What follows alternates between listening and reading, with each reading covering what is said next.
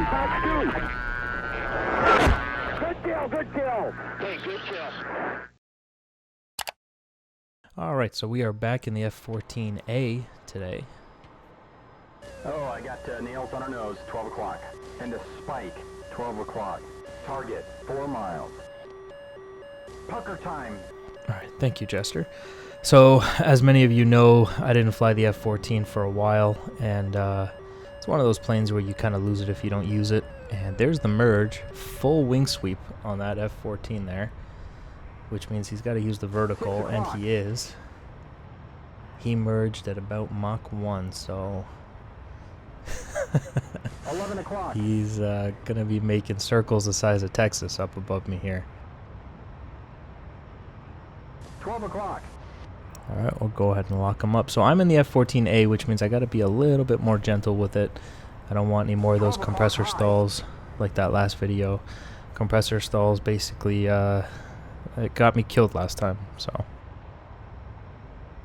I'm not a big fan of those. Okay, so you can read a lot of the F-14's energy states just from its wing positions. Now, they can be adjusted manually, and it was said that F-14 pilots would do this to trick the opponent. You know, they'd be in a slow energy state, and they would put, you know, full wing sweep back to make the guy think they were really fast. Now, I've heard other F-14 pilots talk about how that's a pretty easy trick. You know, like people learn it, it works one time. So I don't think it was very common. They probably just did it to like brand new guys just to trick them. But this guy, he merged with us full wing sweep, which means he was really fast.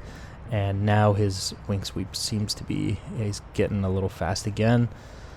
On a 6, be angry now. Alright, and you can see the F-14 actually, you know, maneuvering kind of well with him. 9 o'clock. Looks like he's going to want to force those 1 circles. He's actually moved on to my 6 here. It was kind of a nice move there. I couldn't follow him because of the G's. Spike, 9 o'clock. I just eased off because I didn't want to black out. But we're going to go ahead and use the vertical and see if he can stay in here with me. He's trying to. 5 o'clock. He's wobbling all over the place though, as the F-14 does. A little jink there, just get out of his nose.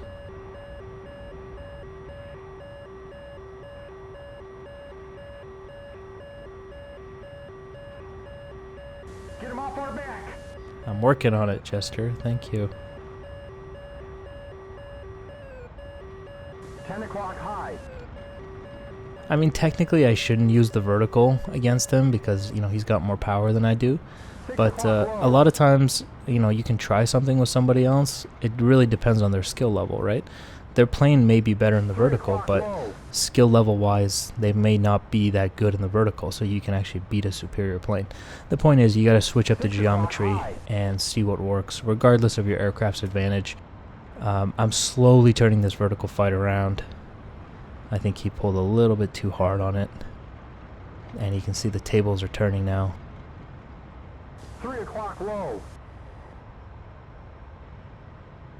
And so we're going to ease off the stick on the way down. Let the energy build. Within reason, don't completely let go of the stick, just ease off it. He's coming right. And then pull, and when you get to the top of the circle, pull hard on the stick. Alright. And release on the way down. So you're kind of creating almost like an oval in the sky. And you can see I'm kind of keeping up with the 14, with the B version. It's not horrible. I think he's lost the visual. Nope, he's got me. Never mind. I thought he turned the wrong way. And this is where the F-14A and B really start to show the differences, in my honest opinion, is the rate fight. The rate fight, the B seems to just murder the A. But that's expected. I think it gets one degree a second more, maybe 2 at best, but 1 for sure. Through the circle, which can be quite significant if he can just maintain the correct rate speed. Unless he pulls a little bit too hard there. Okay, and he's out of the rate fight. I thought it was neutral there, but I guess he didn't think so. I thought he was doing pretty well. So he's going now for the vertical. I'm going to go ahead and follow that. And we're just patiently working our way onto his 6 here. I'm mostly just interested in, you know, trying different regimes in the F-14A here, seeing in what sense it can keep up with the B, and if it'll struggle in any serious notable sense. As you can see, we've been going through all the same motions as the F-14B, and I'm not getting any compressor stalls right now. I'm going really gentle on the throttle. You know, I'm not doing any quick movements.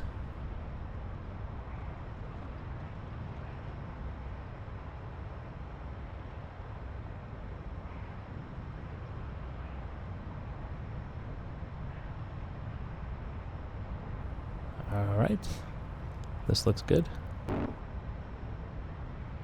Shoot him, he's right there. I don't know how that didn't hit him. Or that. The pipper's right on him, dude.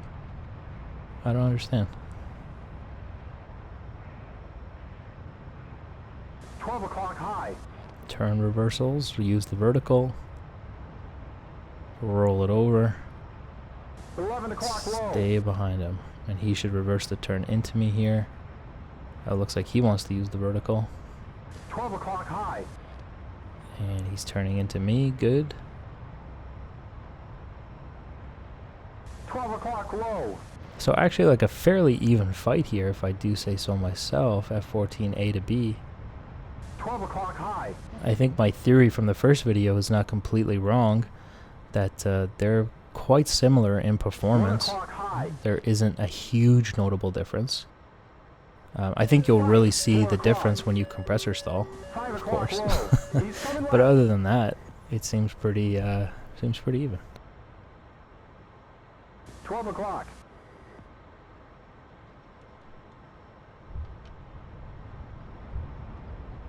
Seven o'clock. Come on. Alright, looks like we're going back into a rate fight. Just don't hit the ground here. 9 o'clock. Oh shit. Okay, he's pulling around that circle pretty hard. 4 o'clock. I think the shaking and the wobbling has gotten a lot better. There's still a little bit. Obviously, it's an F-14 that's going to do that. But I think it's a lot better than when I fought the Mirage. It's slowly coming back to me, man. It's about muscle memory 6 o'clock. and where you hold the stick in your hand. You know, I'm kind of very used to flying a Hornet and F-16, the fly-by-wire. 11 o'clock. And when you come back to the F-14, you just got to get used to it again. As you can see, he's actually making really big circles because he's getting a little too fast. And that's allowing me to close the gap here. We're going to go for the 6 vertical. o'clock. He's slowing down a little there. Just pulling a little harder. Again, I'm just looking at the wings to give me the cues that I'm looking for in terms of his energy state.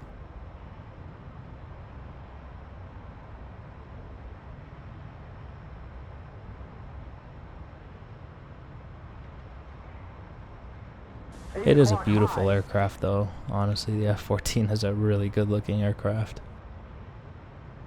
Spike. 2 o'clock. 11 o'clock low. Shit. That was a nice little move there. He almost had me. The F-14 just didn't cooperate with him there, though.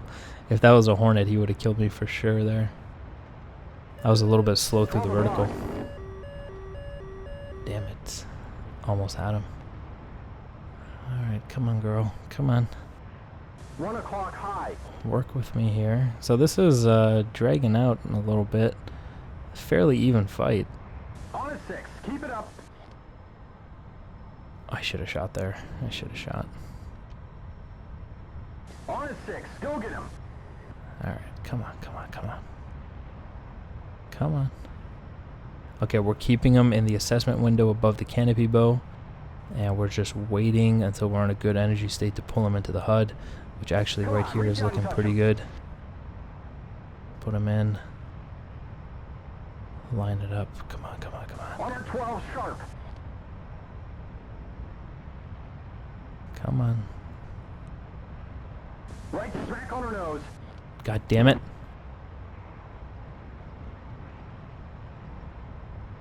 $11 o'clock low.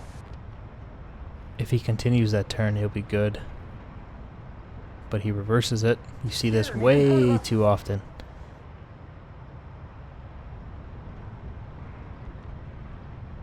One o'clock low. You know, you pull the turn and you see yourself shoot out of the other guy's HUD because, you know, you see his nose doesn't follow you, which means you're not in his HUD anymore. Don't reverse the turn and come back into his nose. You know, just continue your turn. You're getting away from him. And right here, there we go. That's what I'm looking for. Hey. Oh yeah, he does not look good. Yep, he's going down. Alright, splash another F-14B, bro. Yeah, the F-14A, man, it's not bad. I really don't mind it. It's an added challenge for sure, and I kind of like that.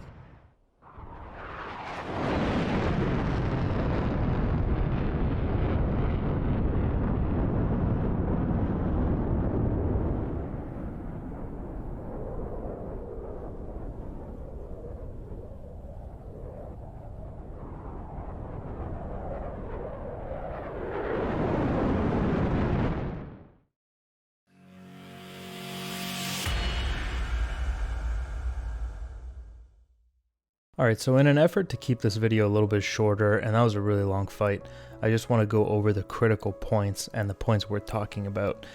Primarily being this one where Frosty here, by the way, big thank you to Frosty for helping out with this video. He actually does a really nice job of coming behind me and getting the shot. So you can see he's doing this. I go for the vertical. This is where I try to switch the geometry up a little bit. And he climbs up, as he should. He maneuvers into his bandit.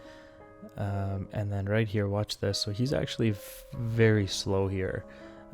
True airspeed of 164. I'm 251. I'm on the way down. And right here, look at this. He puts in full rudder in an attempt to get a desperate shot as he sees me climbing up. And he does a really nice job right here. And it's a testament to what the F-14 can do. Look at this.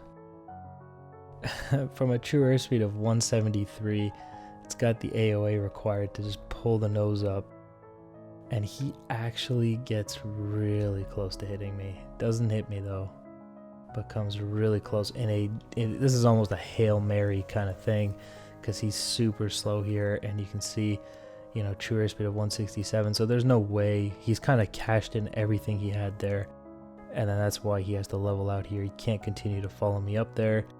And I'm in a better energy state, and that's really where this fight turns around. Oh, did he hit me there? I don't even know. No, I hit him. Yeah, so you see on the way down. So there's that. We'll fast forward a little bit.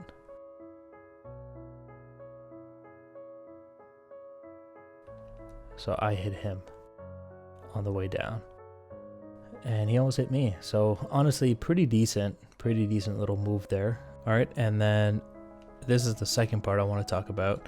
This is the part where we had the turn reversal. All right, let's turn labels on just for shits.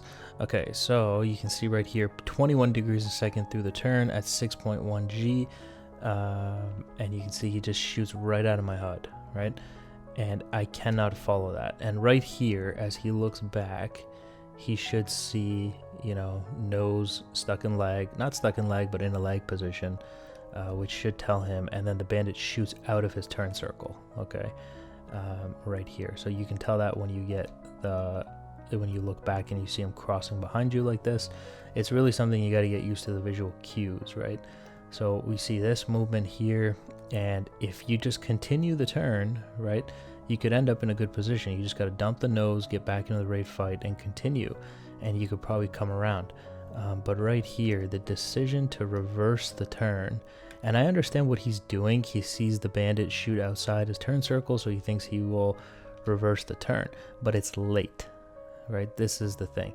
If you're going to reverse the turn reversal needs to happen here, or maybe a second earlier when I'm back here. Okay, you have to be really quick on that.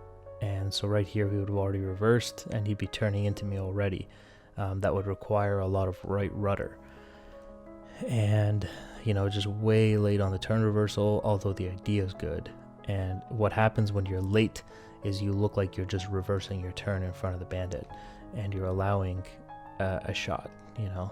So, and then once again here, you're out of the turn circle, continue the turn away, you know, go back into the raid fight, continue the turn. But we get the turn reversal, which again could have led to a shot. And at this point, a little bit of indecision in the F-14, and there's the kill. It was, you know, it's the constant, you know, coming back in front of the nose every time is what gets you killed. I think this tactic worked a lot better in World War II aircraft, but in jets, it doesn't really work. In my opinion, you got the radar lock. It tells you exactly where to put the pipper. Slow speed World War II, I think, was a little bit different. You can get away with stuff like this. Even that's super dangerous, though. So reversing the turn, in my opinion, never a good idea. Alright guys, that's going to be the video for today. Big thank you to Frosty for helping out, and thank you for watching. I'll see you in the next one. Bye guys.